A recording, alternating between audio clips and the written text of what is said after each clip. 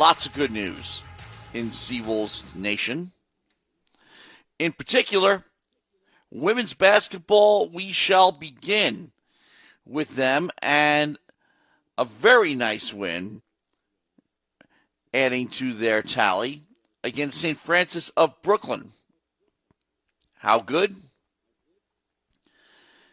Well, first off, 71-64 is your final. And Gigi Gonzalez had a great afternoon, leading with 17 points. And Leah Mori-Wool, 16 points herself. And not only that, taking a look at the individual stats in particular for the Seawolves and that rebound column, 13 boards for Narimar Vargas Reyes. And they can only fit Vargas on her uniform. And that's how I call her on the air. And I got a chance to call that game on the air.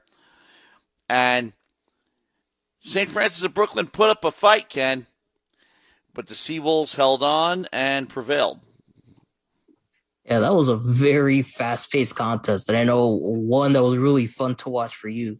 And that was a game where, for me, St. Francis really dominated with its players coming off the bench. They had 33 bench points in total. Just about half of their total points scored for the game coming from bench players.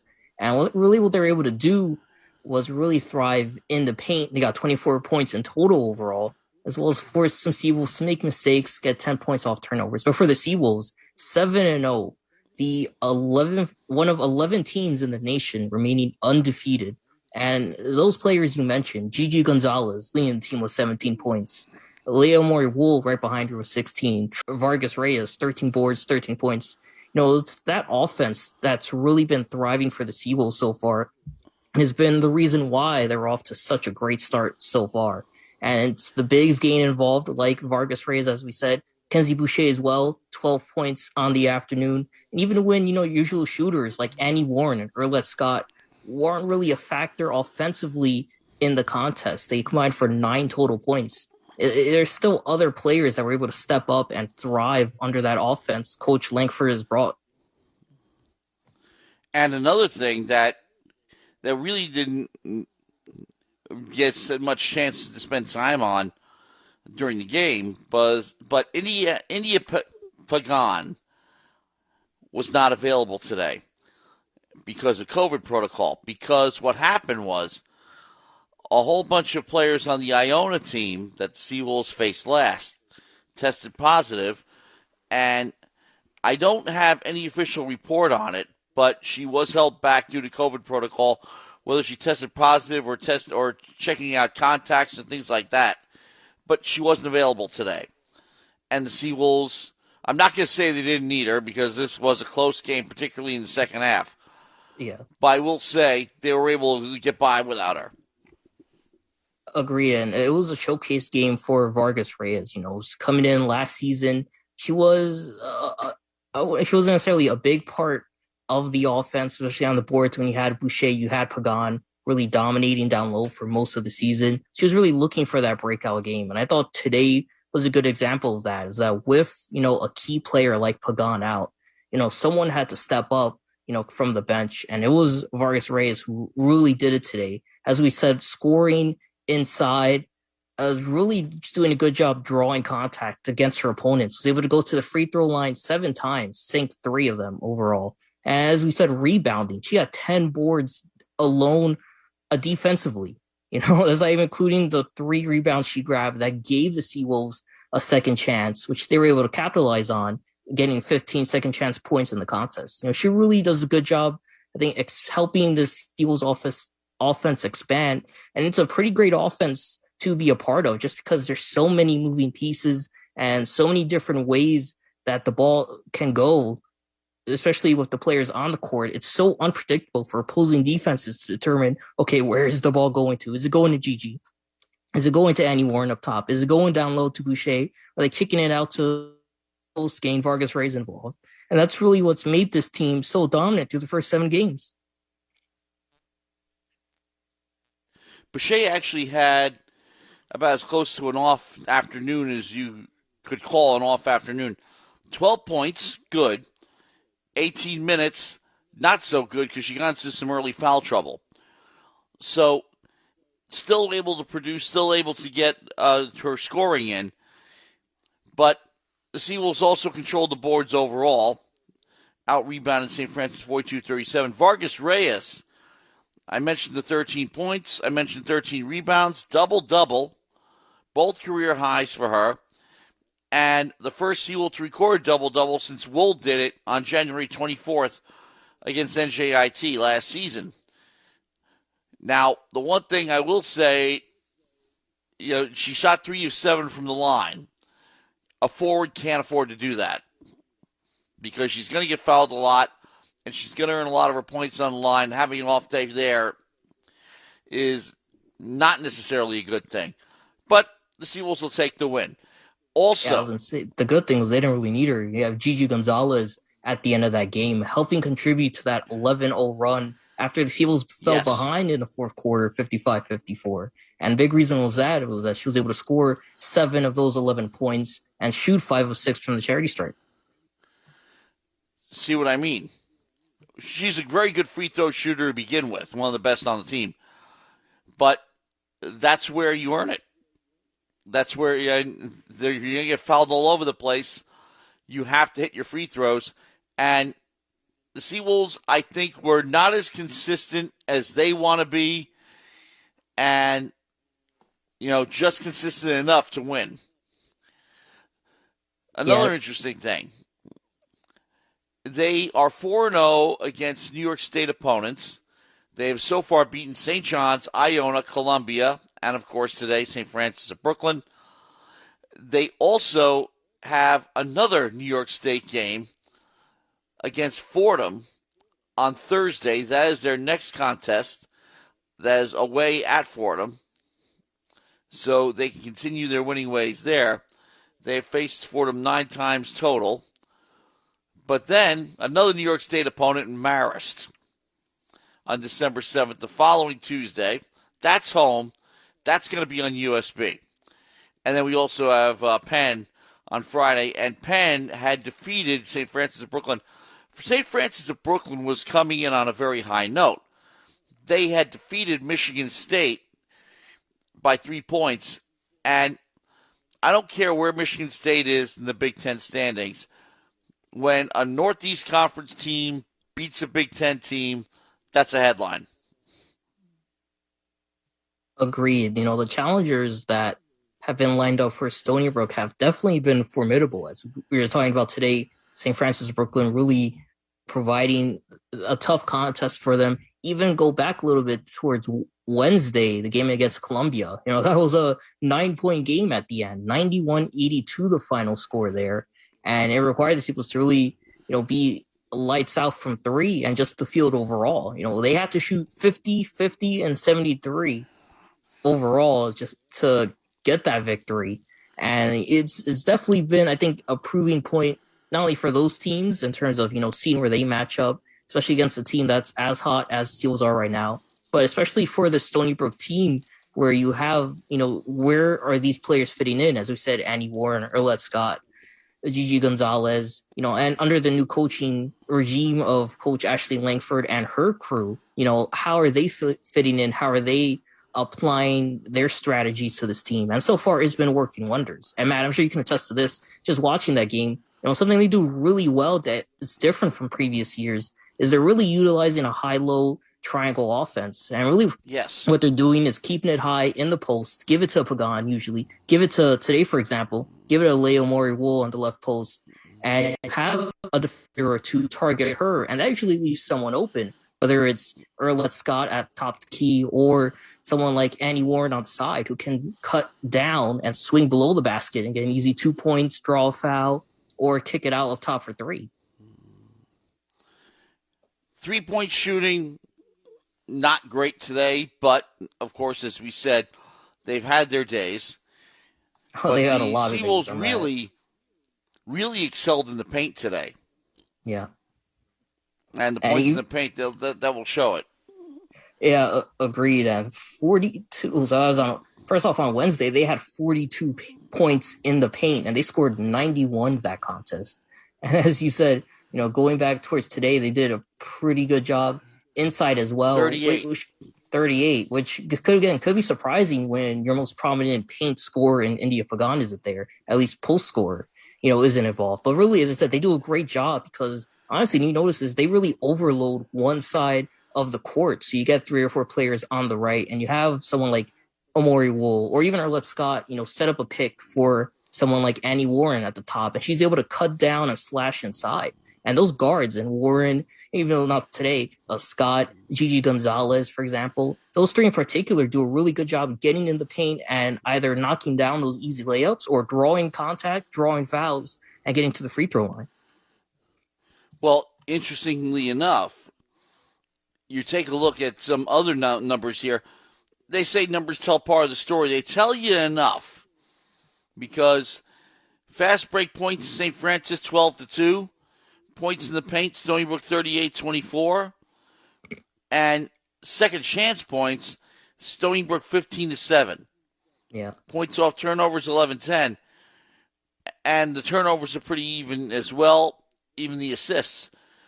But that tells you some differences there when it comes to the Seawolves. The Seawolves led with 36 minutes and 22 seconds. St. Francis, a very brief 1:15, and the rest they were tied. Yeah. But that tells you also that the Seawolves were, I wouldn't say dominant, but definitely in control most of the game. Yeah. And they control the momentum of the game a lot. And big reason for that is another thing that's really changed up the offense for them with Coach Langford coming in is that they're a lot faster pace. You see them really count the average for how long most of their possessions are, and they're averaging around 7 to 15. It's really hard pressed to find consecutive possessions where this Seawolves team is really holding on to the ball with 10 seconds, 8 seconds, 5 seconds left on the shot clock.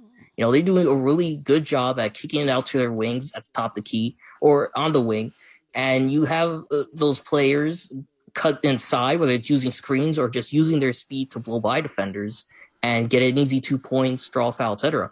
But they do a good job scoring within the first 7 to 15 seconds of their possession. And what it does is it doesn't let opposing defenses get set up. Or when they get a chance to get set up, you're able to use a screen or two to just change it all up and get the defense off kilt as they were today and in Wednesday's game. So the film will circulate, or video, however you want to call it, and you'll see a Seawolves team that seems to have it down, beating you any way it needs to. Yeah. Whether it's with threes against Columbia, points in the paint against Brooklyn, St. Francis of Brooklyn, I should say. And that, of course, is the mark of a good team, that they can use whatever they have, whatever the opponent gives them. And not only that, as you said, with their top post player out, they were still able to do it. Yeah, this is team basketball, just through and through. You want the definition of team basketball? It's this women's program. And honestly, just look at the stats like assists, where they're averaging, over 15 assists per contest, which is already incredible. And you add on to it that they're scoring about 26 field goals per game. So, about 2/3 of their makes are coming off assists especially from their guards. They're just doing a great job getting everyone involved.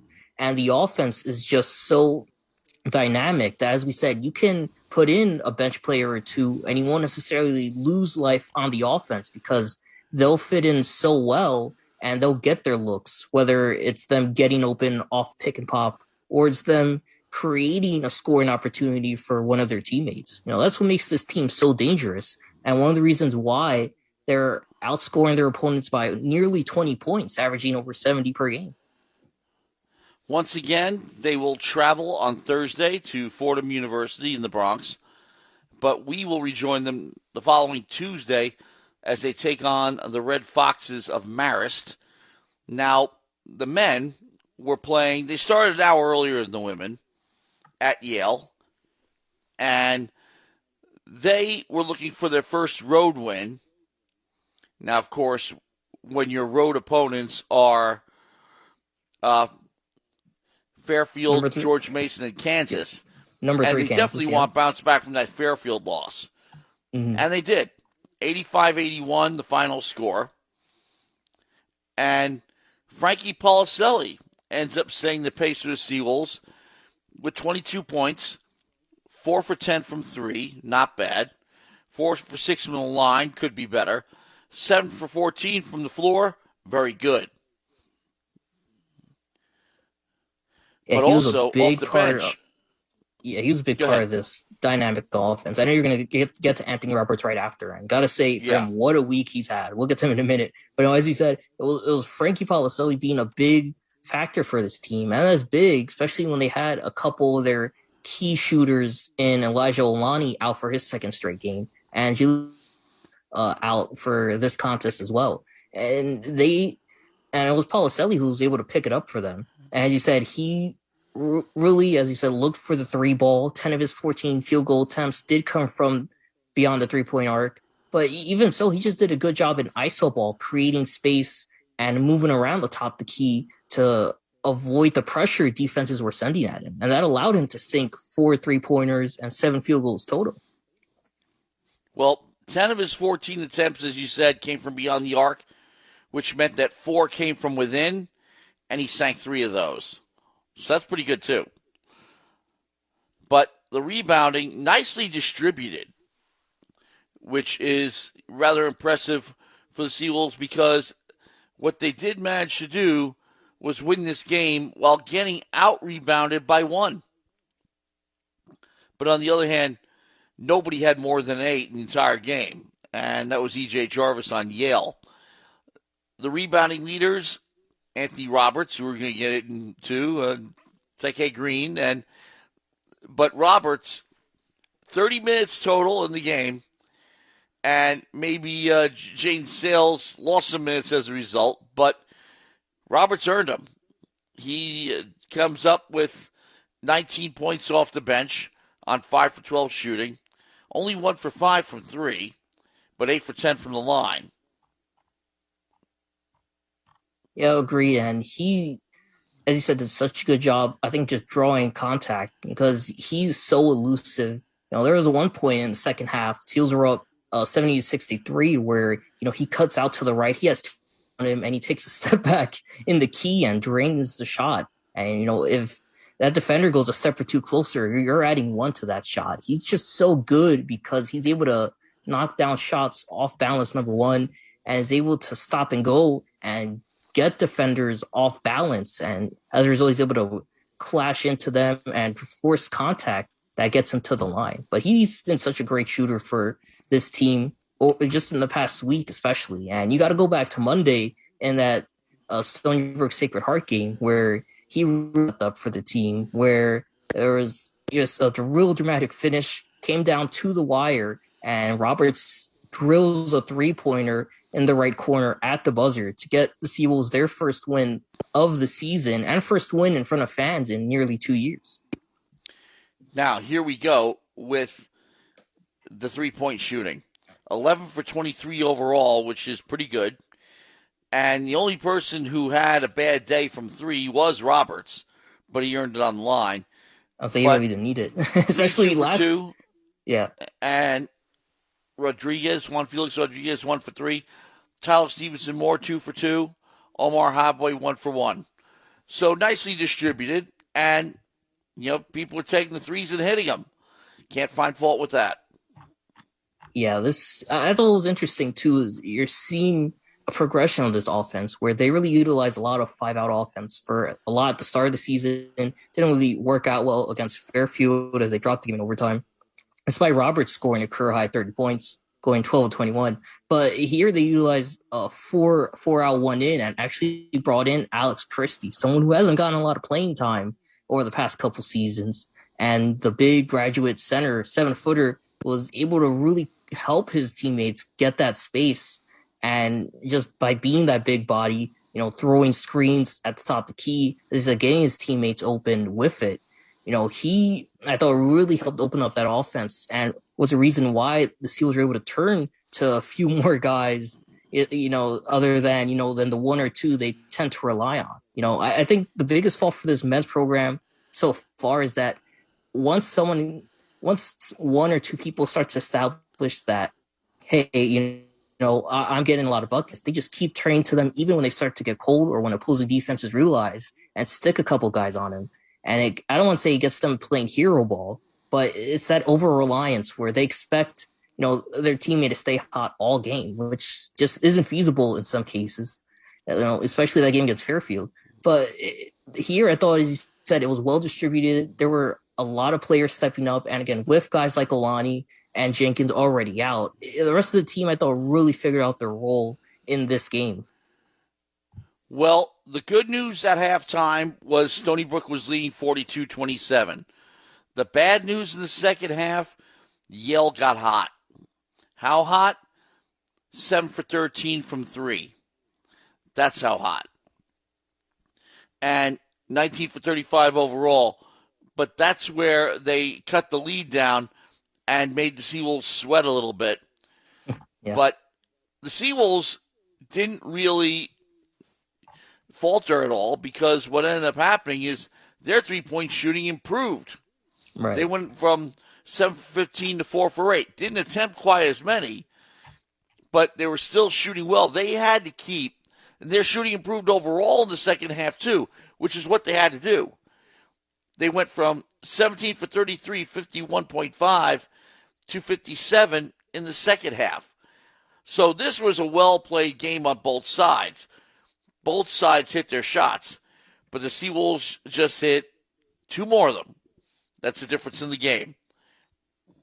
Agree. They worked inside a lot more, which I thought was a big difference maker. And, it's tough with those small ball lineups where, you want to keep seeing them stay outside. But Yale was sticking to their man and was causing those Seawolves to miss those threes, which helped the Bulldogs get back into it. I thought, them going inside was a great move, great play call from Coach Ford to realize that. And really, to me, it paid off more in the free throw line than it did field goal wise. They knocked down 57% of their field goals in the second half, but they were able to draw 22 free throw opportunities and sank 15 of them in that second half alone. Meanwhile, they only went to the charity stripe once in that first half.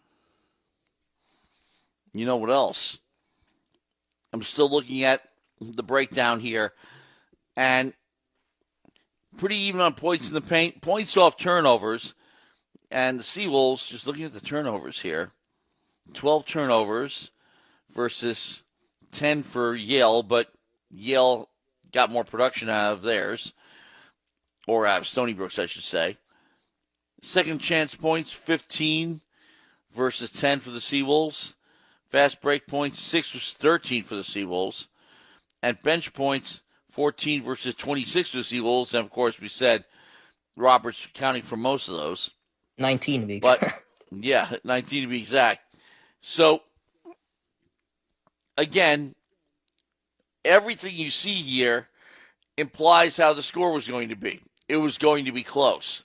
Could have gone either way, thanks to what Yale was able to do in the second half. They got back into the game, and as I said before, made the Seawolves sweat a little bit.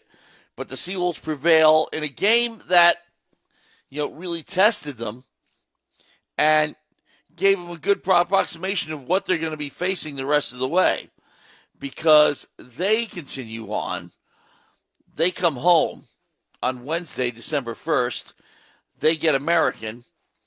And then everybody gets to see them on SNY for 3 straight home games. This is a long homestand because they've got 6 in a row at home before they go to Florida 3 days before Christmas. So you can enjoy your holiday season watching Seawolves basketball. The women will have home games, but the men will have a lot of them.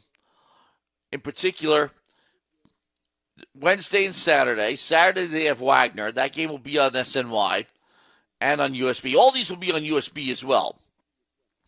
Home against Hofstra, Wednesday, December 8th. Then they'll get Bryant on Saturday the 11th. Tuesday the 14th, Central Connecticut State. Saturday the 18th, St. Peter's. And then they go to Florida. And that game is going to air on WSB as well. Then they finish out the non-conference schedule with a home game on Wednesday the 29th against Farmingdale. and begin the America East schedule on Sunday, January 22nd at Hartford. Yeah, they are going to have a busy December, but definitely a fun one, especially if you're on the island and watching this team support this team. And so far, as you said, just looking at this team, this week I thought was a good week, as you said, to really show them, I guess, show analysts, fans as well, where they stand.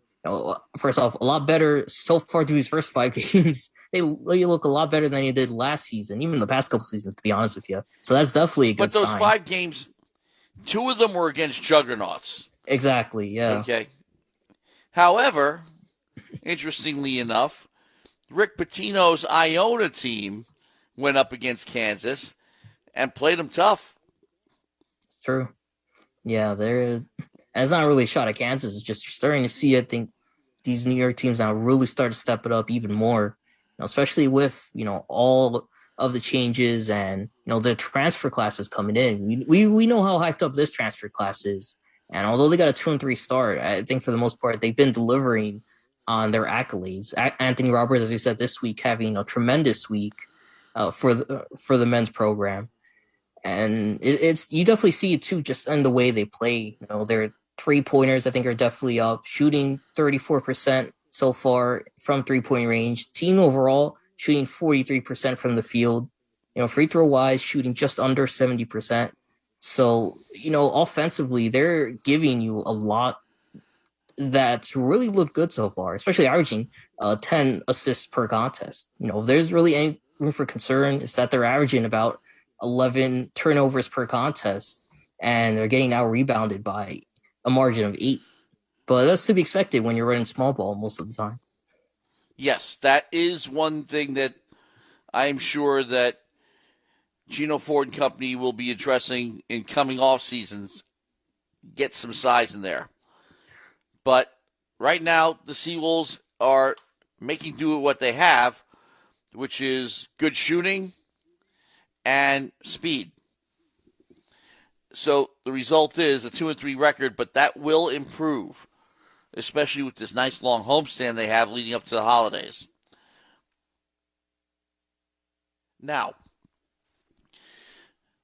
taking a look at what else is going on in the world of Seawolves sports. I have not a lot. Schedule here. Not a lot because a lot of it is quiet. Festivities, of course. Finals have not begun yet. But one thing that has happened, I'm just looking for the cumulative schedule here. No, that's the ticketing. For tickets, by the way, StonyBrookAthletics.com. But I'm looking for the composite schedule because other winter sports, the full calendar, there you are. Okay, so we are ending November here. There will be no more events in the month of November, 29th and 30th. Everybody is quiet. But then December kicks in. As we said, lots and lots of basketball. The first non-basketball event in the month of December will be women's swimming on Friday, December 3rd. That continues into the weekend, 3rd, 4th, and 5th. And that will be the Blue Devil Invite. That is not the Duke Blue Devils. It's the Central Connecticut Blue Devils. And more basketball through the month of December into January. So that's how quiet it is in the other sport. The other sports, I see nothing. Now, of course, more women's swimming in January, the weekend of the 22nd and 23rd. Otherwise, lots and lots of basketball, and that's plenty because it keeps us here at WUSB very, very busy. A lot of fun basketball action, too. Yeah. Now, taking a look at the rest of the America East, because we're going to be taking a much closer look at them, of course, over the course of the season, particularly as the teams start going head-to-head. But right now, everybody is doing pretty much what the Seawolves are doing, treading water. UMass Lowell, an interesting non-conference record here. They're at 5-2. Now I got to find out who they played, because they are looking at who's Rivier. They won at Dayton. That's an A-10 school, aren't they? Yeah, that's right. It's the men's program, yes. Yes, got beat up pretty good at Oklahoma State. Beat Central Connecticut. Beat GW, another A-10 school. Lost to UMass, relatively close one. Lost by 11. Clomped down on Fisher. And then they've got a whole bunch of regional rivals like Brown, Merrimack, BU, Sacred Heart. So not bad. If you are the America East leadership, you have to be happy with what you see. UMBC is 4-2, and they've got wins against Penn State, York, Western Carolina, American, and Pitt. They won by 10 against Pitt. Yeah, the competition is really stepping up for the America East. And, for, a conference which routinely only sends, one program in for March Madness, I think a lot of teams got their wake-up calls over the past couple seasons where they want to really deliver and really shake things up to see if they could get possibly two, long shots in as opposed to the one automatic bid they usually get. So looking at Vermont, we might as well be doing this because we're coming up with some really pleasant surprises here. Okay. Win at Northern Iowa. Lost to Maryland, who was ranked 21st at the time, 68-57, which was respectable. Stomped on Worcester Poly, 81-48. Beat Yale, much lower score, 61-53. Lost to Oakland University, there in Michigan. Beat Evansville. Beat Appalachian State by 2. Lost to UNCG. That's UNC Greensboro, I believe. And then they got a couple of 1, 2, 3 Ivies in a row. No, correction. Two out of 3 Ivies. Dartmouth, at Providence, and at Brown. Then you got Northeastern, Colgate, and then the America East kicks in. But then I'm just looking at especially the teams with above 500 conference records, non-conference records. New Hampshire destroyed St. Joseph's, lost by 5 to Marquette. That's a Big East school. Lost by 11 to Providence, another Big East school. Beat Quinnipiac. Beat Holy Cross by 15. Not bad. You have to be proud no matter what America East school you represent, because NJIT, newest member of the America East, mind you, they lose by 7 to Merrimack, beat Lehigh on the road, lose to Steve Pikel's Rutgers team by 14 at Rutgers, beat Fairleigh Dickinson, lost to St. John's in overtime. That's an America East school at St. John's in Carnesecca Arena. Taking a look at Maine, they're 2-4. But lost to Virginia Tech badly. Beat Maine Farmington. Lost to Colorado badly. Beat Maine Fort Kent pretty good. Lost to Central Connecticut. Lost to Bradley. Columbia's next for them. And Albany, our favorites, 1-5. Lost to Towson, LaSalle, Harvard, Eastern Kentucky, and Kentucky. And not particularly close. The only one really close was LaSalle. They're A-10. Okay? One at Eastern Illinois, who I've heard is actually pretty good. Kansas State is up next for them. They get Yale. Yale seems to face a ton of America East teams. And then Hartford, they're dead in the water. They haven't won a game yet this year, and we all know why. Not at this rate. I mean, they're only a couple themselves. seasons.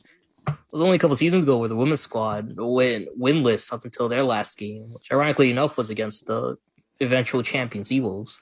But it wouldn't surprise me if that program goes winless.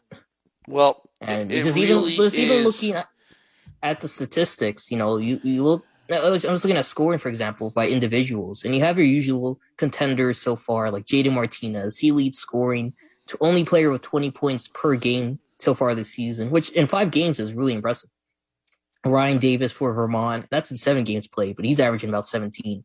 Dylan O'Hearn for NJIT is averaging 16 as well. Anthony Roberts is the leading Seawolf and ranks 4th in the America East, averaging 16 per game.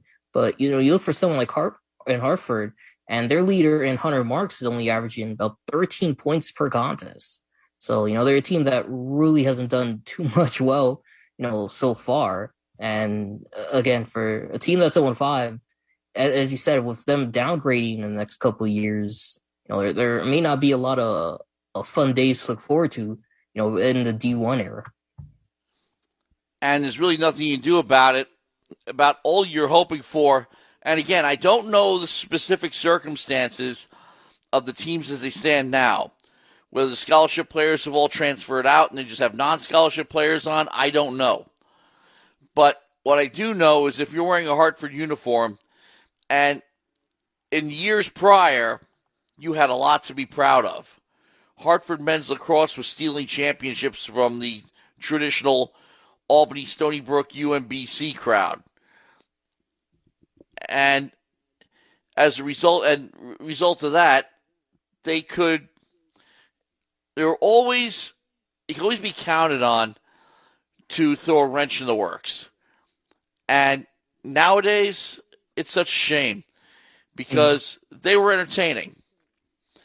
But the Hartford Hawks will be gone very soon. NJIT was pretty much brought in to replace them. I don't know if another team will be added to the America East, but Pitt is not a very good team right now. They're in the ACC, though. The traditional wisdom is that the worst team in the ACC is supposed to be better than the best team in the America East. That is no longer true. On the women's side, the worst teams in the Big Ten and the Big East are supposed to be better than the best team in the America East. That's not true anymore. And that tells you a lot about the progress the America East has made collectively as a conference. Other sports too. Baseball. But you can't just pencil in a win. Look, if you're Kansas, you're probably going to beat Stony Brook. If you're Pitt, maybe not.